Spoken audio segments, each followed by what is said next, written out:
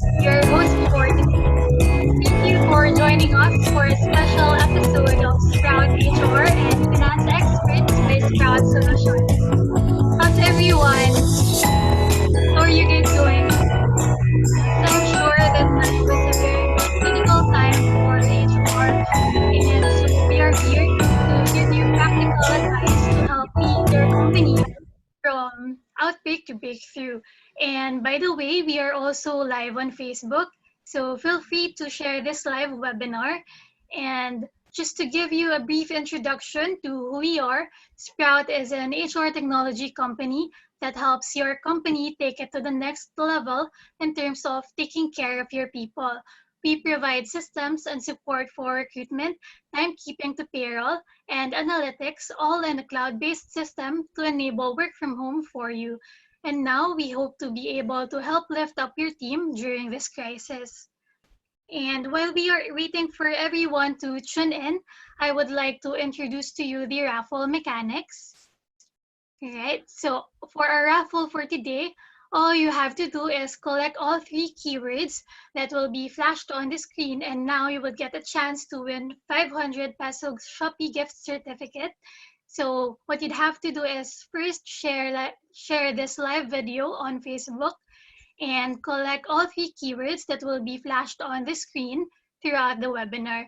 And you have to follow Sprout's official Facebook page, Twitter page at Sprout HR Tech, and comment all three keywords on the post pinned on our Twitter page. We will announce the lucky winner at the end of the session, and we will be sending the prizes through email after the session as well before 6 p.m. All right. Everybody got that naman? All right. So, our first raffle keyword, ayan. All right. So, I would like to introduce our first raffle keyword, which is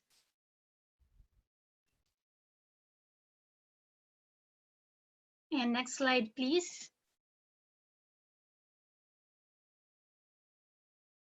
All right, the first raffle keyword is disruptions. So, did everybody got that naman? Disruptions. So, please prepare your fireside chat for your questions later for the fireside chat session, and ask them anything on your mind with regards to legal matters concerning our topic for today, which is work-life integration post-pandemic. And without further ado, I'd like to introduce our special guest speaker. He is the strategic business consultant and behavioral psychologist. He is a certified training faculty from Singapore Training Institute and a certified management and leadership facilitator from the European Training and Consultancy Center, Hamburg, Germany. He has years of experience as a professor of human behavior and psychology in the graduate programs of De La Salle University and Ateneo Business Schools. Let us welcome Professor Ricky de Vera.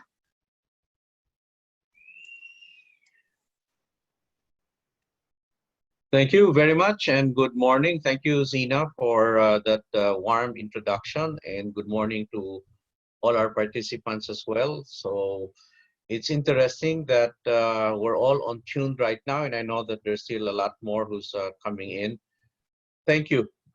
Actually, I'd like to just put as an emphasis, what I'd be sharing with you is a nomenclature issue that I've been hearing with a lot of individuals as well. What do I mean by this?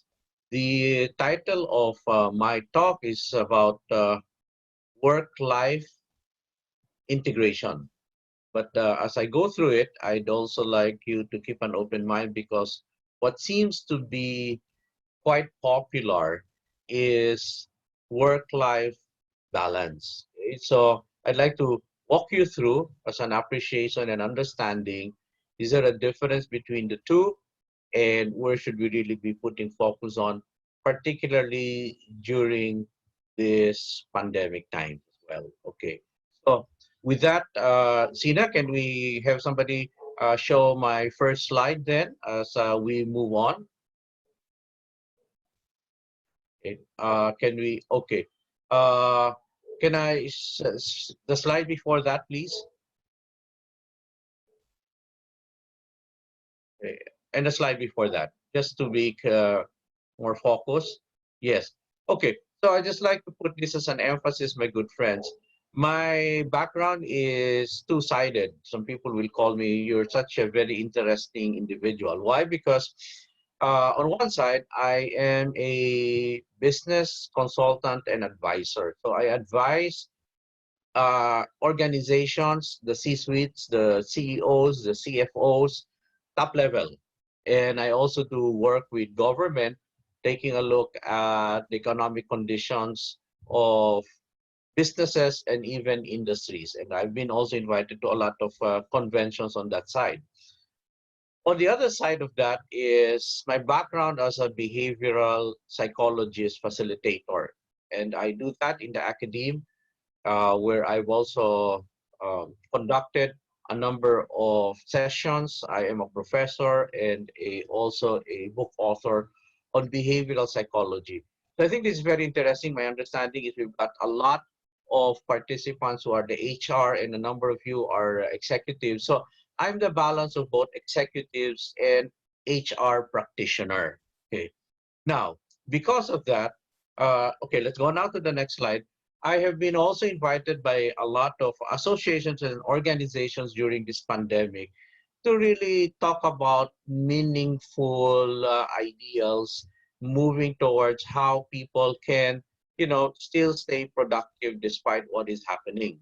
That's why the teaser for my talk is about what do we do now since we are still in a pandemic situation. Okay, so over the last, what I'd say, 3 months, I've been providing a lot of sessions, both on the business side, how businesses can recover, and at the same time, how the employees and their families can also cope up with all of these challenges that we've had.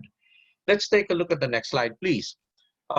So a number of these webinars that I've conducted uh, has actually put focus as well in terms of what I call a personal development series with so much requests.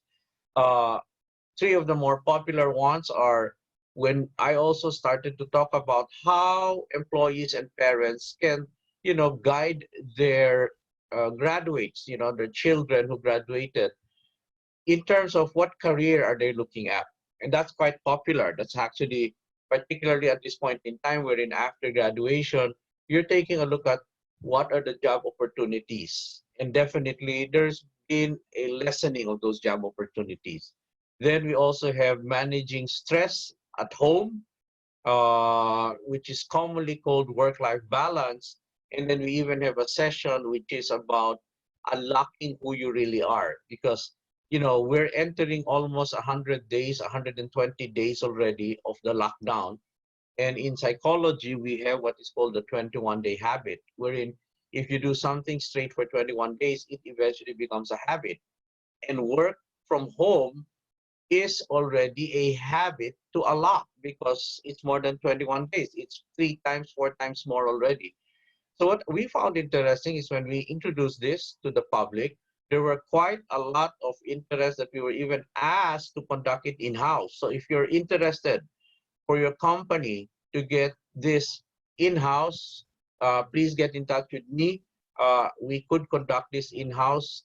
We're already several batches, and the most popular is the work from home, how to manage pressure and stress while you're working from home. There's been so much of this already. Okay, let me therefore proceed. So I want to take it from the most popular, work from home is adding pressure and stress. That's very interesting. Okay, next slide, please. Uh, I'd like to ask how many of you from March 15, when, well, March 16 rather, when it was announced that there will be a lockdown, I mean, how many of you have actually, for the first time, really understood what is work from home? Okay. You could chat it down if you'd like to, just type it in there, because for me, that was really a surprise. There's been so much talk about work from home, work from home. So eventually, beginning March 16, that was given to us, work from home. It was announced. You know what was so interesting there is the parameters of working from home wasn't very clear to organizations and to their employees. So I guess a lot of you, beginning March 16, eventually were introduced, surprisingly, to a work from home. Okay. Now, at the same time, I'd like to ask this question. Uh, Everybody was waiting for April 15, where it would have been already lifted, but no, they decided to extend it and then extend it to May and then extend it again until eventually June 1 was for me a celebration of many in a way because finally Metro Manila was GCQ, General Quarantine. Okay. And okay, we're seeing now a number of people are entering. Yes, not only me, but our whole group was asked to work from home. Exactly. We were actually taken by surprise. Then on June 1, with the GCQ coming in, I'd like to ask how many of you were then asked, can we experiment? Can we test coming to the office, several days in a week, but still retaining that work from home several days in a week? So maybe some of you can also chat there. How many of you, or please write it down, beginning June 1, what happened? Were you already asked to report for work straight for the whole week?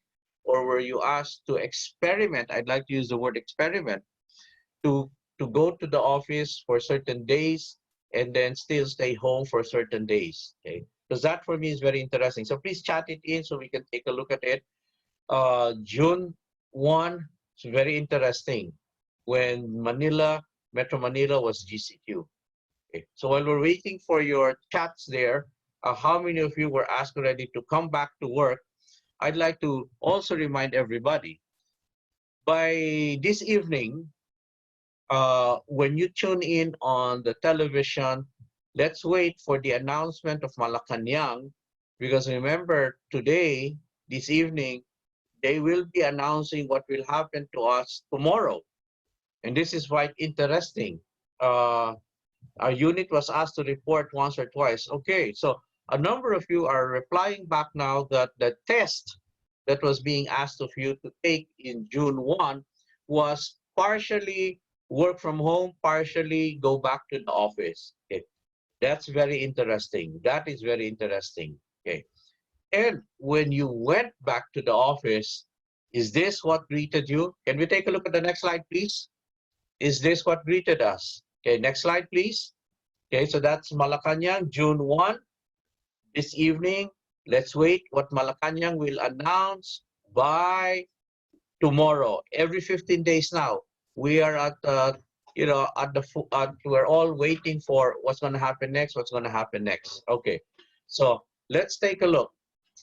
When you went back on June 1 to the office, was this what you saw? Let's take a look at the next slide, please. Wow. After almost 90 days, okay, of working from home, were there pending things to be done? Okay, were there so much paperwork? Were there a lot of things that were not delivered that needs to be delivered? So how many of you were saying, yes, when we went back to work, even on a partial basis, we were caught by surprise, so many things has to be done? Please just answer if it's a yes or it's a no.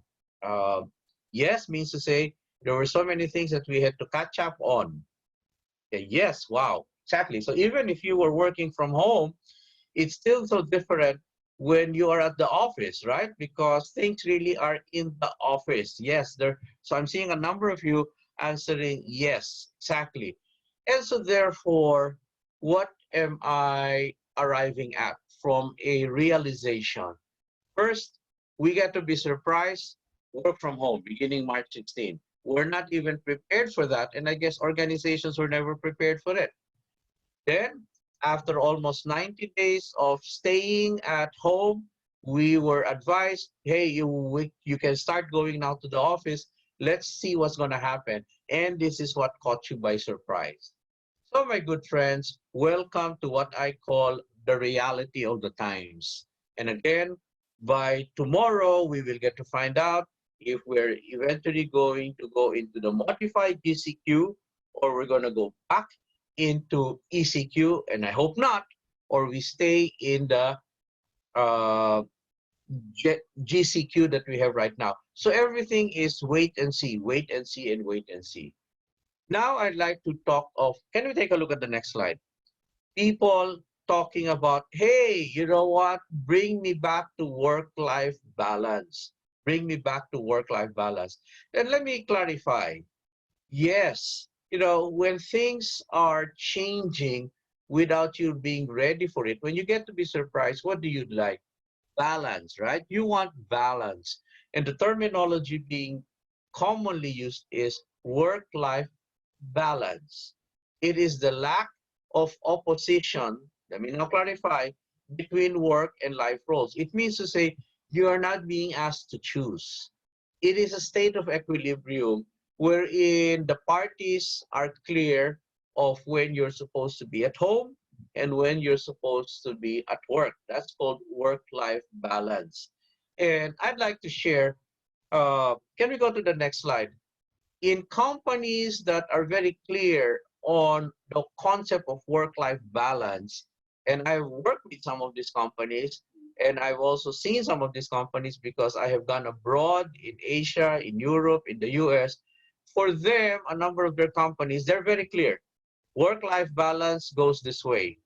You have time for breakfast at home before going to work. That's very interesting because more often than not, your home is closer to where the work area is. You can leave by 5:30 or depending on your official working hours, and they will respect that. They will not frown on you. You begin to find time to socialize with your friends because at 5:30 you can go and there is no guilt feeling. And even customers are clear by 5:30 they don't call your office anymore. Believe me, there are certain environments that are that way. We respect your time. And then you have time for dinner at home. You can take the family out on weekends. That is what I've seen on companies and environment scenarios that really understands work-life balance. Let's go to the next slide, please. And because of that, the ideal state of work-life balance, and for the HRs there who's been using work-life balance, it's this way, that the individual, the employee, the HR department, the company, okay, the management understands that to make work-life balance happen, we have the following agreements. Ideally, clear on priorities. You do not even choose between family or work. Number two, there is respect. So even if there is what you call a customer that has something, a requirement, there is respect that, sorry, sir, 5:30, but don't worry, we have somebody else who will take your call because this is what I've seen happening in companies that can do work-life balance. They have shifts. So there are employees who comes in at 8, there are employees who comes in at 7:30, there are employees who comes in at 8:30. So that means to say, ladies and gentlemen, that's why work-life balance works for those companies because of shifts. Okay. Then ideally, we are provided quality time in work, which means to say within the work environment, employees respect break time, 15 minutes, that's it. They respect lunch time, only 1 hour, and that's what will work in a work-life balance scenario. There is the respect and there is that maturity. I know what is expected during the time that is given to me. Okay.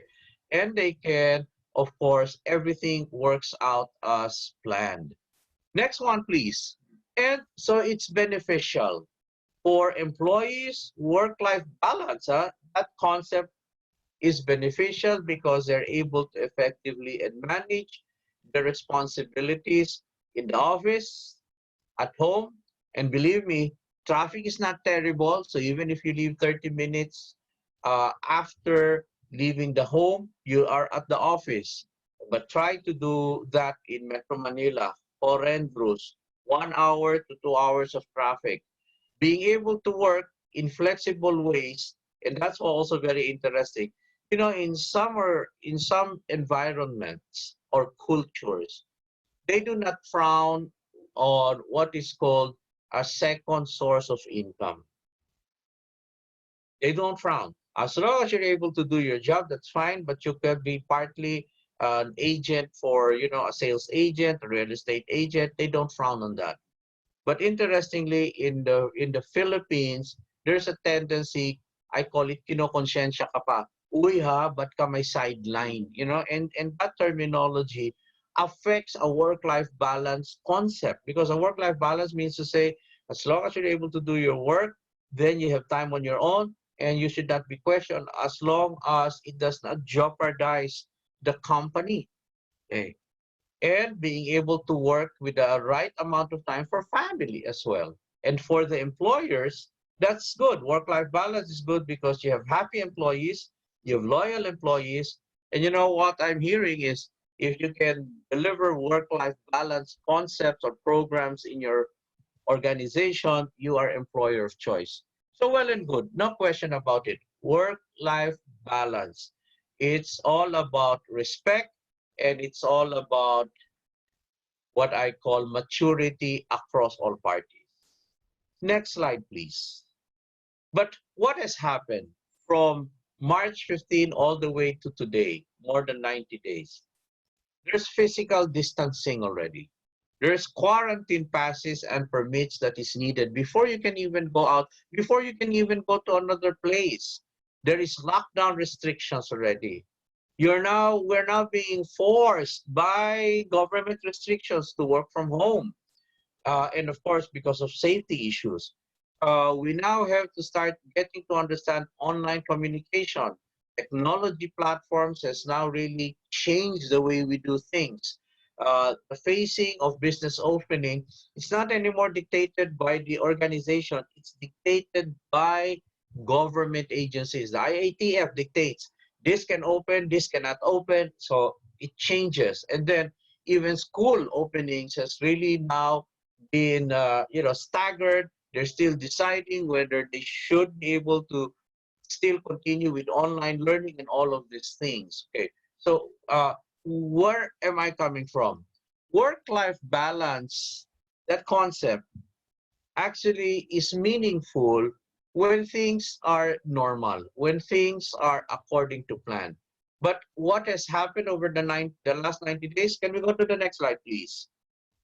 Disruptions. Things that you planned have now been totally disrupted. Okay. And please do remember this. Please do remember this. You have brought work, okay, to home. Okay, when before it was about respect between office and home. There has to be respect. And home, community. But now, no. We're doing work in home. And so therefore, if you really think about it, and this is what I say being a behavioral facilitator, psychologist, it definitely will mean there will be pressure and stress in the home because you brought work in home. And people, your family members are not used to that. Okay. And so therefore, the disruptions. Let's go to the next slide then. What is critical is an appreciation since you brought work to home, okay? And because of government restrictions, even our social life now has been curtailed, right? Even our personal life now, you cannot anymore have your own personal life because more often than not, you are boxed in. And I even have a session called cabin fever, where it's like you hibernated, but you got to be still productive. And because of that, my good friends, what has happened in the last 90 days, it has broken the concept of work-life balance. Doesn't seem to anymore be realistic because of the disruptions that has been happening. Next slide, please. So where am I coming from? And I've been reaching out, and a lot of companies, their HR particularly, has been getting in touch with me and saying, Professor, you're a business advisor, you're a psychologist. What's going to happen now? How can we manage our people? How can we even manage ourselves? And I call that you therefore need to redefine the rules. What are we going to redefine? The rules of engagement. That's my terminology. You need to redefine the rules of engagement. Why? Because you cannot anymore separate work from home. You cannot separate work from life. You have entered work into home, and so therefore there has been a disruption in your life. You therefore need to redefine. Next slide, please. And because of that, my good friends, the question now is, are we still looking for work-life balance, or should we start a new perspective, which is work-life integration? I guess the answer at this point would relatively be straightforward based on what I have been presenting. Work-life balance will have to now be put on the side because things are not normal. The environment is not, it's disruptive. What we need to do is to redefine now and say work-life needs to integrate. Let's go to the next slide, please. And what do I mean by that? When you say work-life balance, balance is usually presented as a scale, you know, a deciding to balance it together. That's now impossible. The way I see it, it's impossible because you brought home work. Okay. Instead, what would be more realistic is the integration of work to home to community, and that integration is what I call life. That is our life now. We have to integrate home and family. We have to integrate work and career. We have to integrate well-being and health. We have to integrate community and connecting.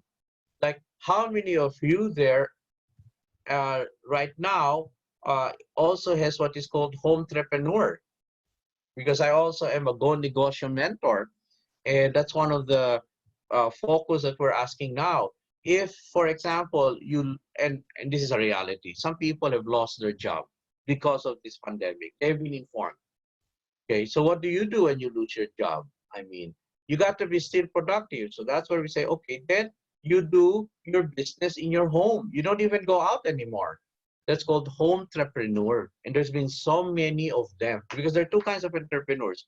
An entrepreneur that stays in the house, that's called home entrepreneur, and or an entrepreneur that opens up a business and expands it by putting in a lot of store locations.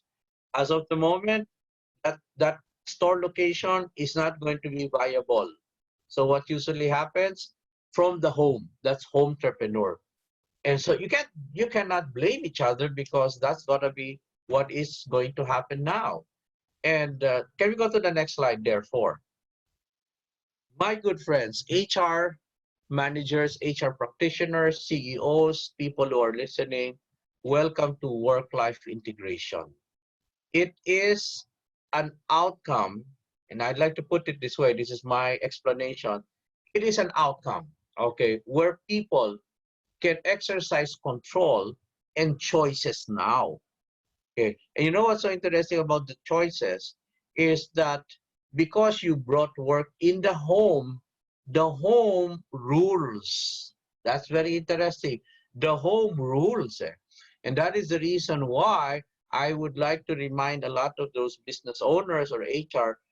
You know, how can you tell your employees who's working from home, you know, you don't talk to your children when you're online with us. You cannot, you know, you cannot anymore entertain. You have to be, you know, that's very challenging and very difficult.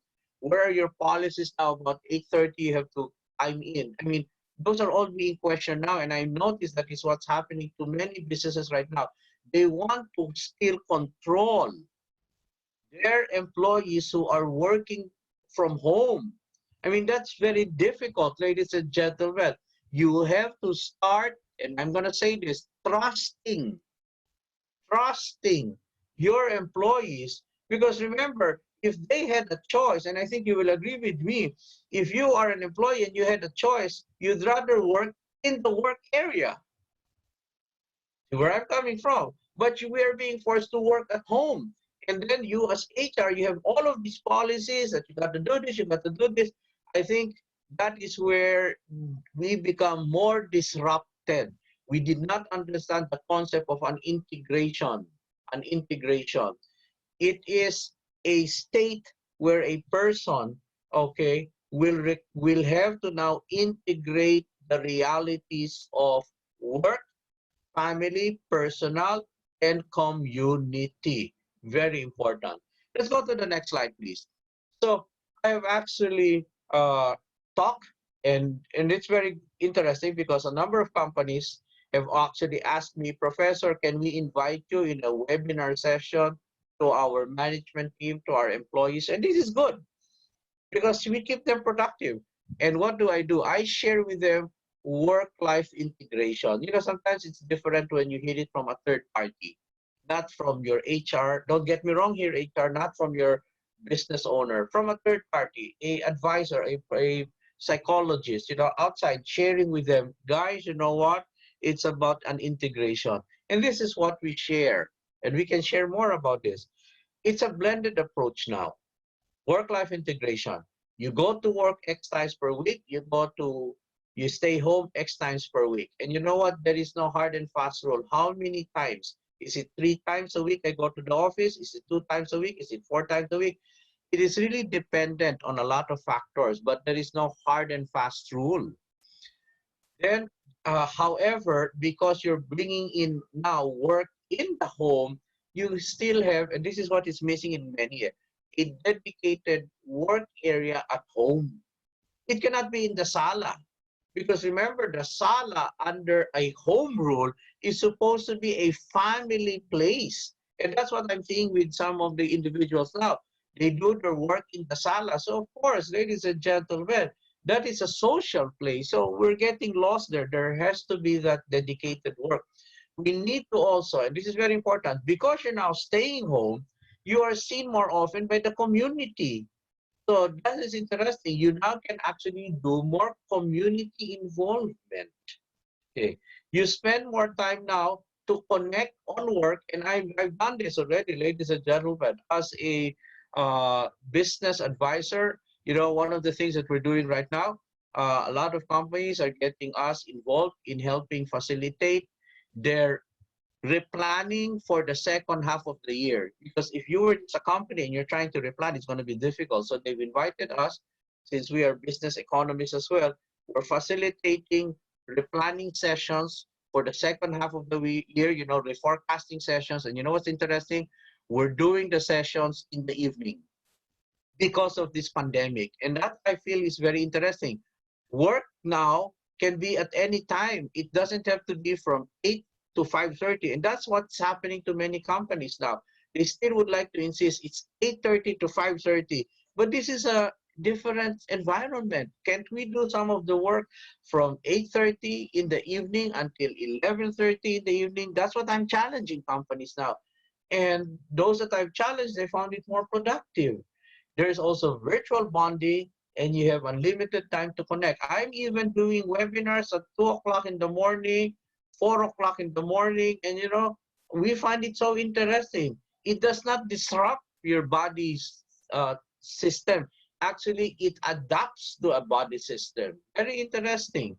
We even have meetings at 7 o'clock, 7:30 in the morning. As soon as our people wake up, companies will say, Prof, they're already up at 7:30. Can we start already? Sure, let's do it that way.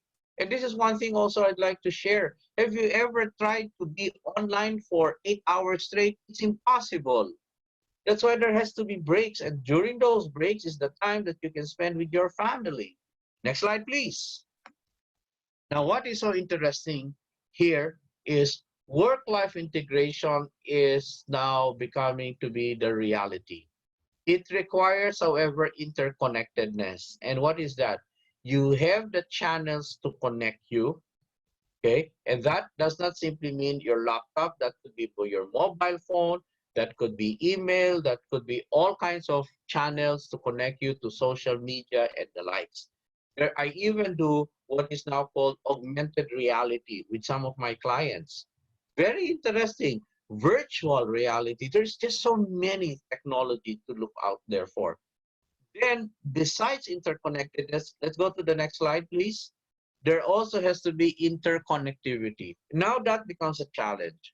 Why? Interconnectedness for me is about technology. Technology to connect you to the devices. Interconnectivity for me is about the quality of the connection. And I think you will relate to me that in the Philippines, with all due respect to our service providers, internet service providers, they are not really at par with the quality we're looking for. So how many times have you done webinars that suddenly you pause because of fluctuations? You can type in there if you have experienced that.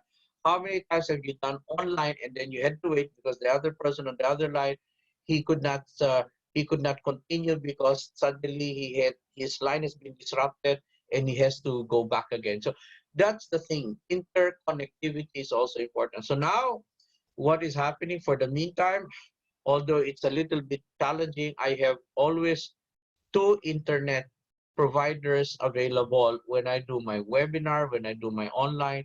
So if something goes wrong, I have something else in store.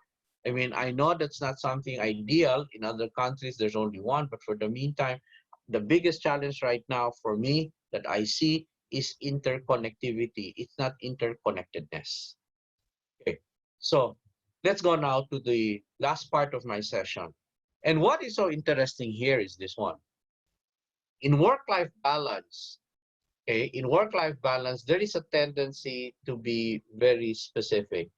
Okay, you don't have to work, you go to the house, or you don't have to stay in the house, you go. There's a straightforward way of looking at it. But what I find interesting, and in my studies with other organizations in other countries as well, and I have worked in other countries as well, is it's about respect in terms of the generation approach. Where am I coming from? Ladies and gentlemen, this is interesting. Baby boomers and Generation X. I'm a baby boomer. Okay, baby boomers and Generation X. During our time, there was no smartphones. There was not really internet. There was, however, mobility. Okay, so we're used to that mobility, and that helps us. In a way, it helps us. But more often than not, we still would like to go and, where I'm coming from, spend more time with family. For us, very important, family and the difference between family and work. However, for Generation Y or millennials, it's a little bit different, right? Because for them, it's about the generation of Facebook. It's about the generation of desktop. So that means to say they're more wired than us. Okay, and I know that those generation millennials actually are supposed to adapt faster in this new, I'm not calling it yet a new normal, by the way, but in this new landscape. And so they can probably integrate a little bit uh, better here. The one that I feel is being challenged right now, however, is the Gen Z. The Gen Z, because the Gen Z are social creatures. You know, their tendency is social, you know, community. I want to go out, I want to be with my friends. You know, these are the ones that I feel needs to understand better how that integration will work. But again, as I'd like to say, work-life integration is much more practical because the generations now can decide on how they will integrate the work with their family, with their personal, with the community as part of their life. Okay, and I understand that that is much more meaningful moving forward. Okay, so because of that, can I go to the next slide, please? Because of that, ladies and gentlemen, the question now is, if it is work-life integration that is going to be critical and important moving forward, okay, uh, are there things that we need to understand to make that concept work? Okay, yes, there are. And let me share a few of them. Okay, one, and you might like to jot this down. Instead of complaining about, you know, government restrictions, and in terms of complaining about I have to stay, I don't know how to use the internet, etc., why not work around the issue? Meaning to say, accept already the reality. People who cannot accept the reality will have difficulty in integrating. The more pressure and stress you will have. And I have a topic on pressure and stress that is a winner. Whenever we explain it from our perspective, there's a lot of aha moments. Number two, focus on your individuality. Okay. That means to say, I go back to the generations. For the millennials, you are different from the baby boomers. You're different from the Gen Z. So our individuality should be the one to therefore help us to understand what are the priorities, because now we have, if I were to look at it, we have more time to integrate. Remember, the company is not there to control you. And I'd like to mention that most companies do not control in an integration. Instead, harmonize. Okay. Now, next one, we should be more open now to adapt to technology. Okay. We should appreciate its contribution. You know, one of the markets that has always been requesting me to make them understand better are the academicians, the school teachers, because coming into August until end of the year, it's going to be online, and many of them are not used to it.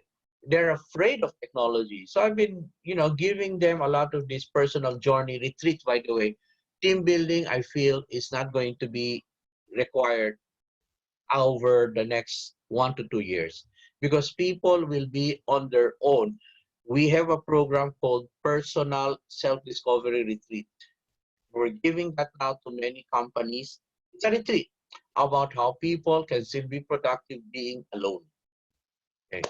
And then you also have to have courageous conversations. Okay.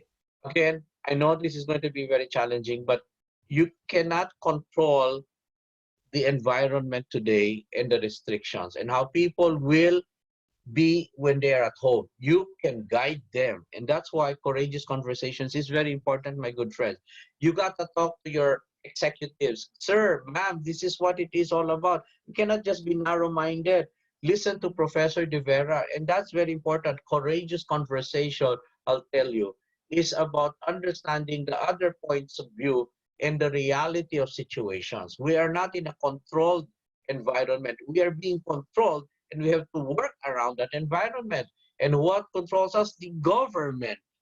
So therefore, we cannot complain. We work around that. But if you start telling people, work from home, but you have to log in here, you have to do this, you have to do this, you are therefore bound for more failures. You can take that from me as well. Aim to put also meaning in what you do. It's, for me, what is now critical is this one.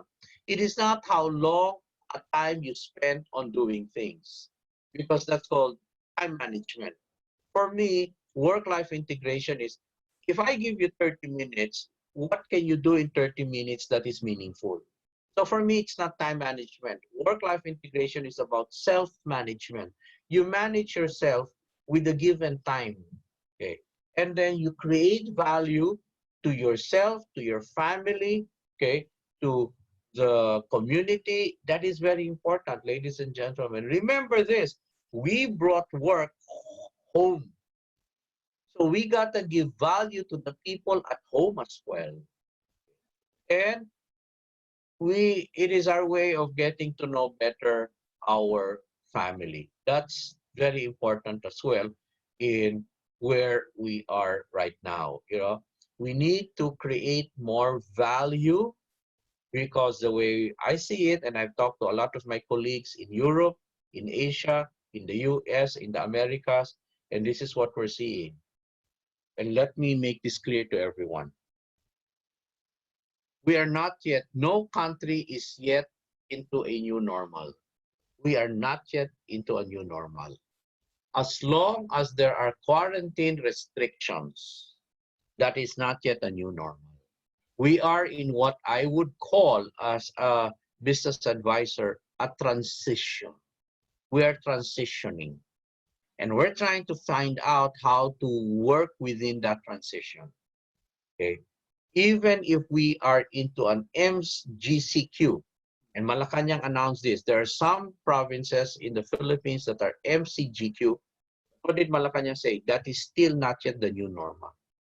So for me, uh, this is what I seem to realize. Many companies are insisting we are at the new normal. There is no new normal yet. We are in a transition. And in that transition is the best time to have work-life integration. But to make that work-life integration, it is very important. Can we go to my next slide, please?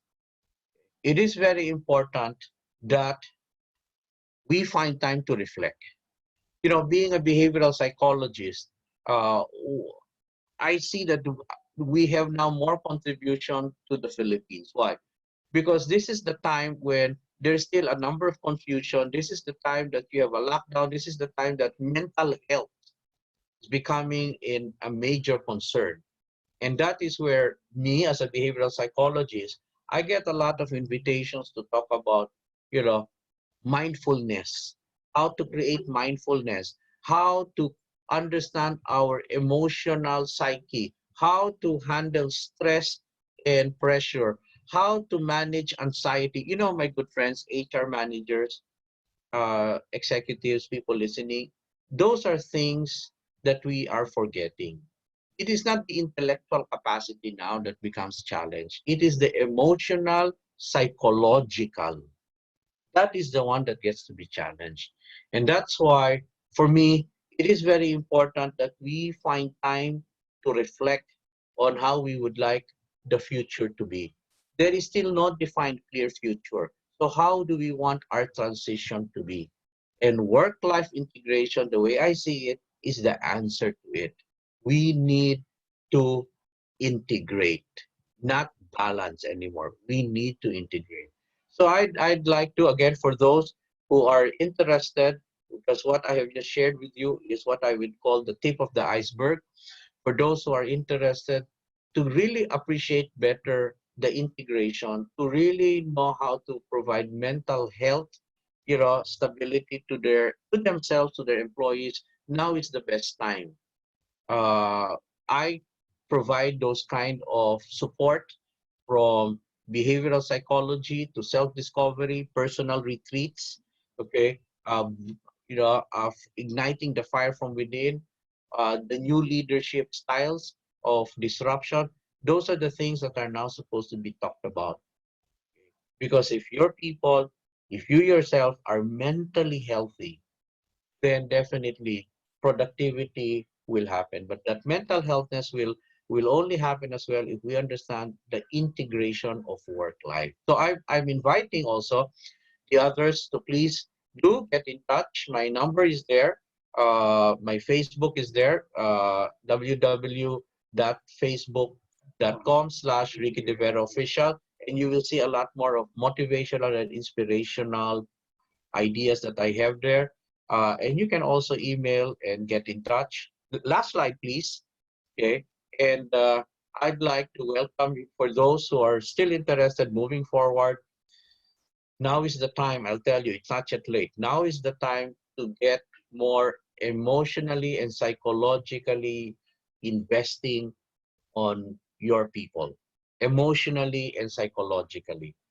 Work-life integration becomes now the terminology moving forward. It's a balancing act, but balancing now is about integrating. It's not 50-50. It's integrating and knowing where you can deliver better value. Again, it's going to be decided by the generation. And companies, we need to understand that. And HR practitioners, we need to also respect that. Okay, so my good friends, that's what I have to share with you. These are snippets. Okay, we've just touched the tip of the iceberg, but for those who'd like to get in touch, please, you can always get in touch so we can do more. And by the way, I'm also now doing webinars on decision making under a pandemic, also what your sales misses out during a bounce back, and also how to manage isolation and negativity. These are three of the webinars I give, and I give it when I'm invited by companies. So I give it to companies. Okay, so if you're interested, just get in touch also with us. These are programs that I have designed as a psychologist, And we're happy when we give it to companies, it enlightens their employees as well. Okay, so Sina, yeah, that's where I'd like to end my presentation with regards to work-life integration. Yes, thank you very much, Professor Ricky, for your very informative inputs and ideas. And so, everyone, let's all connect to Professor Ricky on Facebook. All right, so on to the next portion then of our event.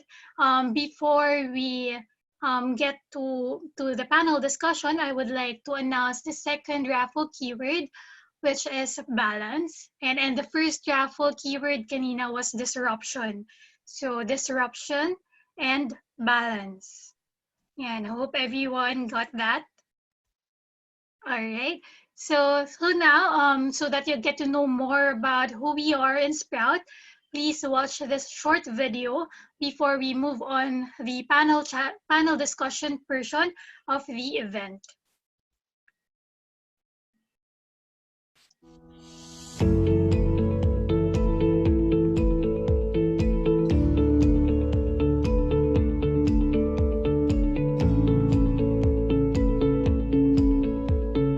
Sprout as a business really didn't come from us thinking about it. It really came from a need and a pain that the other company that Patrick was involved with was feeling firsthand. We had this tool, we were using it internally, we called it Payroll Pie. And for a number of years we just used it. And then in 2015 I told the other co-founders of KMC, hey, I really want to take this to the market. And so I incorporated Sprout in May of 2015. And that happens to be the same month that Blake was born, our second child. So Alex was taking a break from working because we both really are family oriented and we wanted to take some time. Alex wanted to take some time with the kids, but I kind of took advantage of that and I started bringing a lot of work home. And after a while, we were working together. So we kind of formalized that. Alex came on board as co-founder.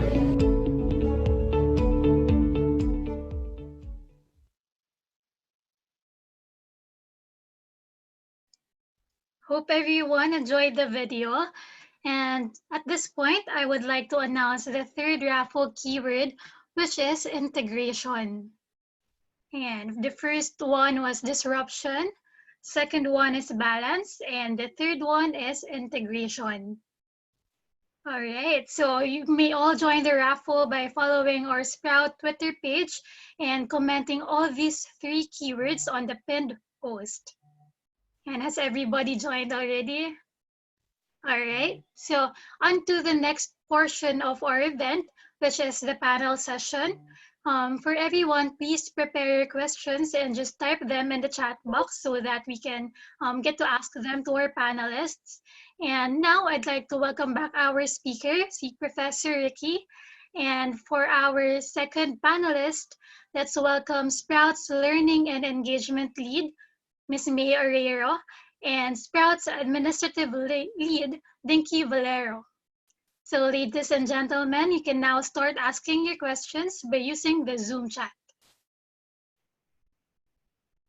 All right, so we already have here our first question, which is, what are the initiatives that the companies can do to manage work life for its employees? I don't know who should be able to answer that first. Is it May or Dinky or will Hi, it be May? Yeah. good morning. Anyone? Anyone? Okay.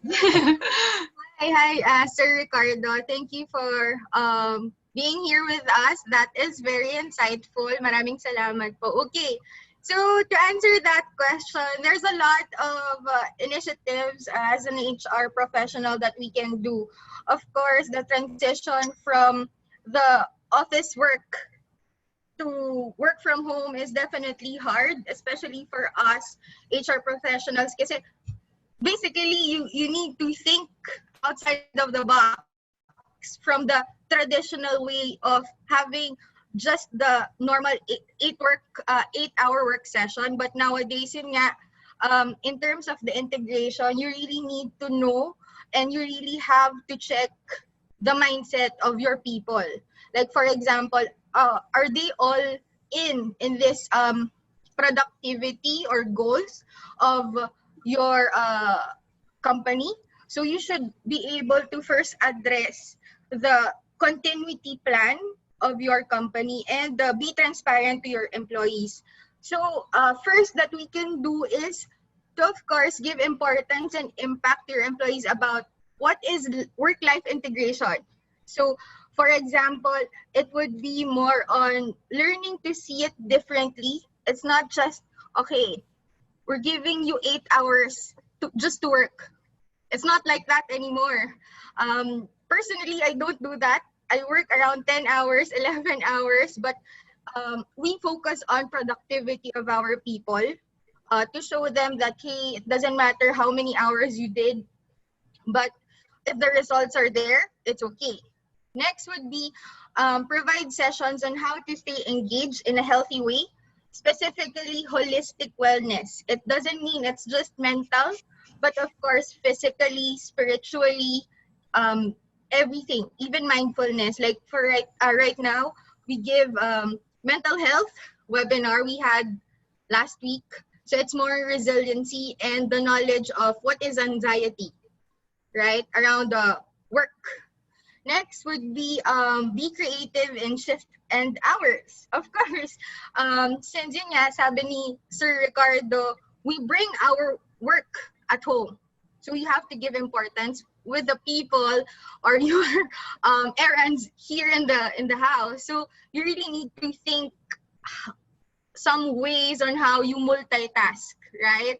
So next would be show the benefits of work-life integration or investing the tools that we have right now, specifically virtually. So just like that, Sprout HR and Payroll, we have that. We give the software to our employees as well to our clients, which is good. And also like more on the engagements like virtual assemblies or virtual games. Dinky and I from People Operations, we also have just the Sprout Wellness. Like we give podcasts or even articles that they can read on by themselves, diba? So yun po. Right. Thank you for that, Mie. So, our next question from our audience is this one are kind of intertwined together naman. But what if you don't have the luxury of space at home for work environment, which is my biggest challenge right now? And the other one is, if home has a limited space or home has many people, is there a minimum requirement for the dedicated workspace? Yeah, so any of our panelists who would like to answer?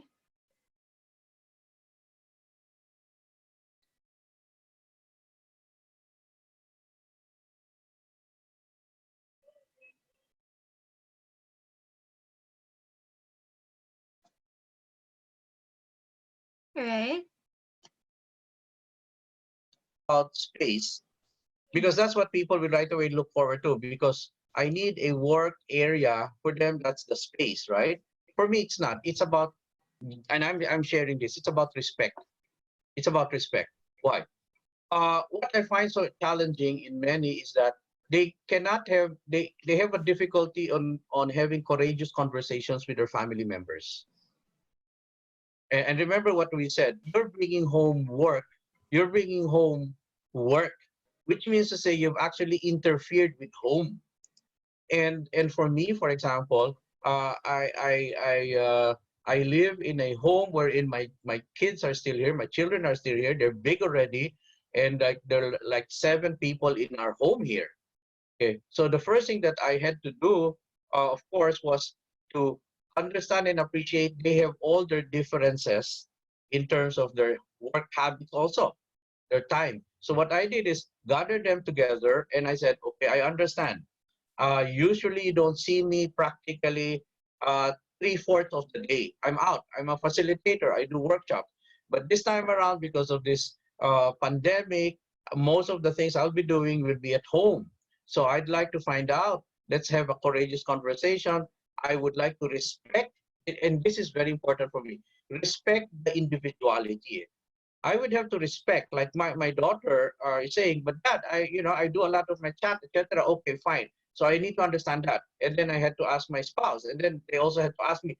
So the openness, therefore, made us understand that, okay, we're now going to be sharing a home where there are so many requirements of the people in there, but if we do not have courageous conversations, we will never respect. Like I tell them, okay, during this time is when I will have my online webinars, and at that point in time, I'd like everybody to support me by not use. Imagine, for me to tell them not to use the internet. I mean, hello, yeah. It takes guts to do that, but for me that's so important, and now is the time to engage in courageous conversation. And then if my daughter says, Dad, it's during this time that I have my they call it their get together with her batchmates, where it's a drinking session, and it's between 9 o'clock. So I understand that, okay, just tell me in advance, I will respect that. So for me, it's not really the space, because that's the space that's given to you, your home. It is the respect that everybody has individuality, but we need to understand priorities. That's my answer to it.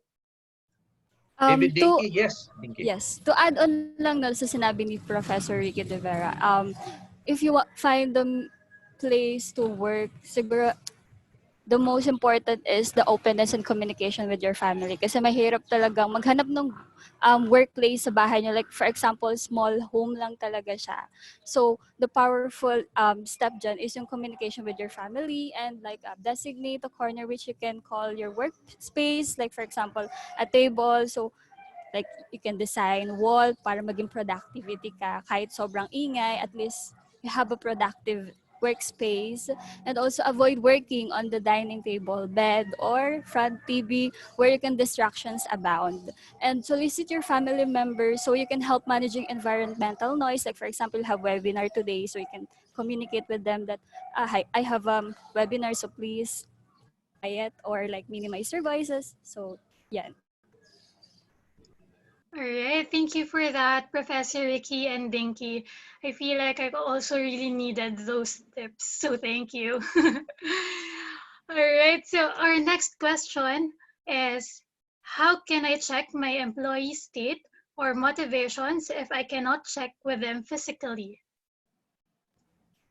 Okay, let me answer that first. Either as a supervisor, either like an HR professional, yes, you cannot really check whether they're productive or not. However, there is the thing called trust, whether they're doing that or not.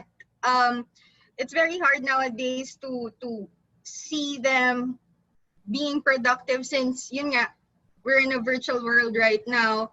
I think what we can do is to give them tools, maybe like trainings that are free, that can help them on how they can manage their workforce, or even their workloads, kung paano magkaroon ng certain mindset in terms of dealing with their goals in a day. Or also, like, for example, what we usually do in our HR workloads every day is we do have a work from home report.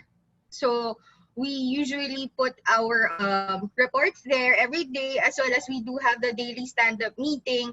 Like, we only have 15 minutes to set what are the rocks, or what are the goals, or what we achieve. So ganun lang kadali, since nowadays, I mean, it's hard to finish everything by the end of the day. However, you really need to check the time management as well, kung whether you're very productive or very efficient, or you're very effective in just in that certain project. So you really need to assess what is the important projects versus the urgent ones. So that's the first key. Yeah, I totally agree as well. It is different when you're in the office. You can monitor. That's so classic a terminology. Monitor what your people are doing. But we're in a virtual world wherein the monitoring takes a back seat. Instead, what you look for is productivity. And for me, that's output driven. So I wouldn't like, I also have my team. I also have my people. I don't tell them, every hour you report to me. No, no, that's going to eat up because I have to respect they are working from home. So I tell them is let's take a look at milestones. Let's take a look at milestones and then outputs that are expected. And it's up to you how you're going to do it, when you're going to do it. But if we agree on the milestone, that's fine. And that's what I feel is the struggle of many when they are still looking for, I want to monitor you. I know it's not that easy, but you need to trust that your people are mature enough. This is the thing.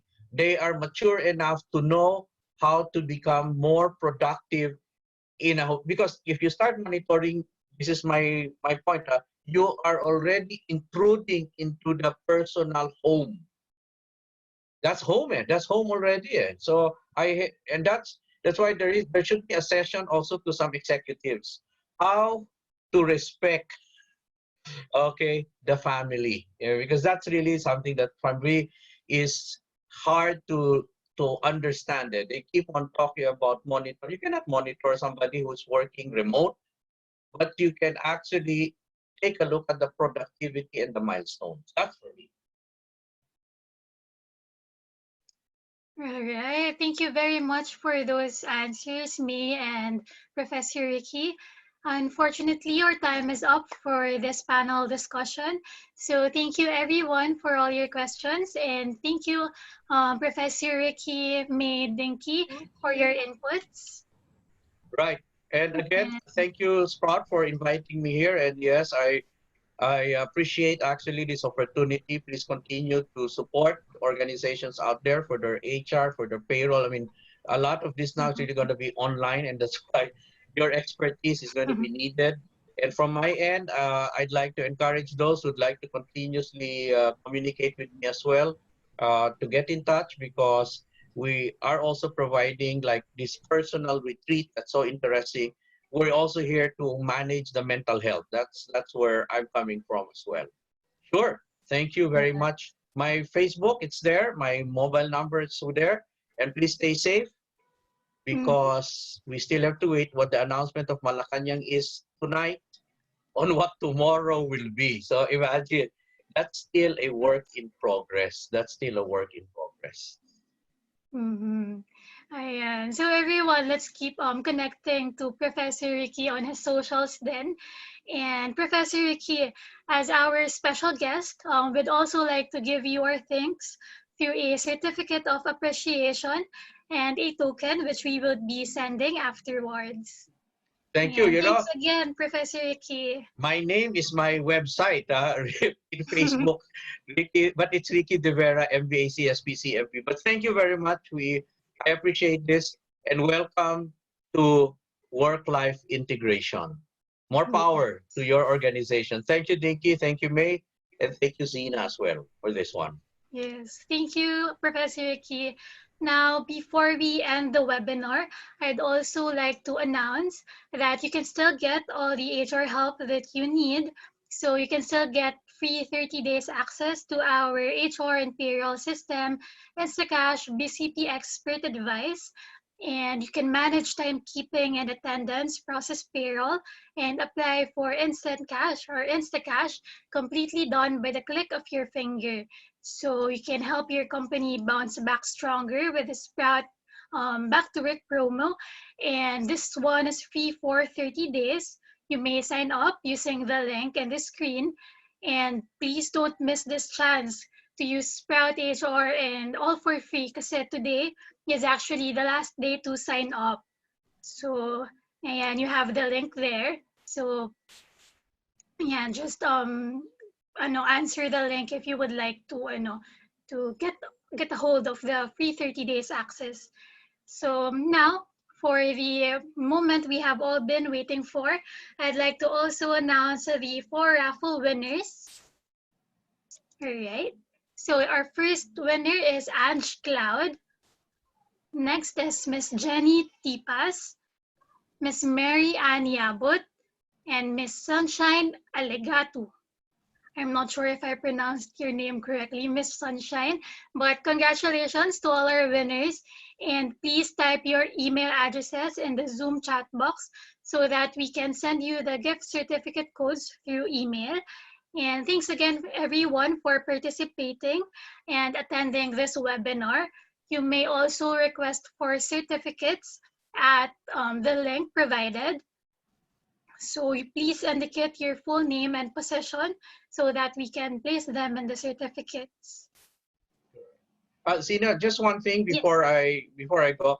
Since I'm also a business advisor, for those companies who are now working on their second semester or second half reforecast and plans, if you'd like to know the economic reading, I also do that. I do economic forecast with NEDA as well. So if you're interested, do get in touch.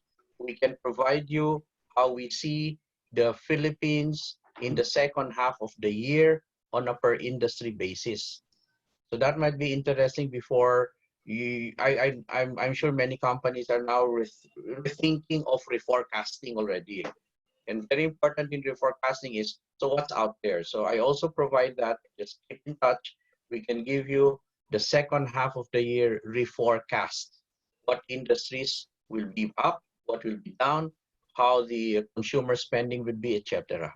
Well, so please do keep in touch. We can provide that. Use that in your planning sessions. Okay. Thank you very much, then. Feel free to stay in touch, get in touch with Professor Ricky for those. All right. Oh, by the way, and my mobile is just in case 0917-368-0781. I think some people don't want the FB. They want to contact me already. 0917-368-0781.